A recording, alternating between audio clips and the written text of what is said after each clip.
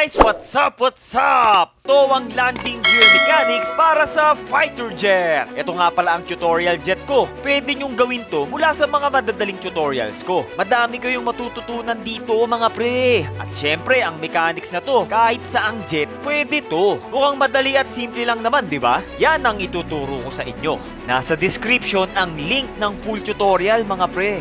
Kahit baguhan, kayang-kaya to. Kaya tara na, lipat na tayo! Let's go! A few moments later.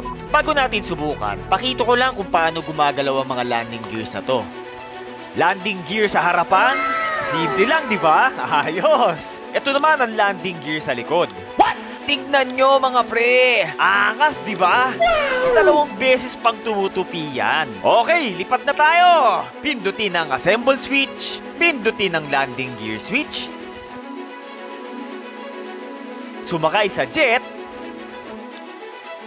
Oh, di ba? Pwedeng i-drive sa lupa. Lumiliko pa ng kaliwa at kanan yan. Astig, no? Okay, take off na tayo.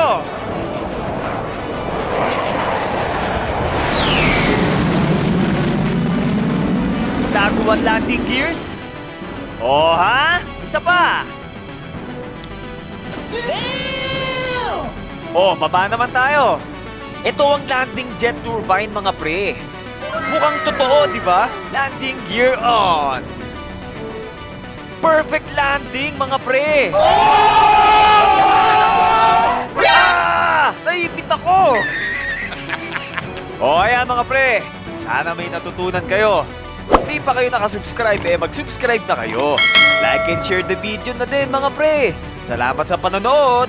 Bye-bye!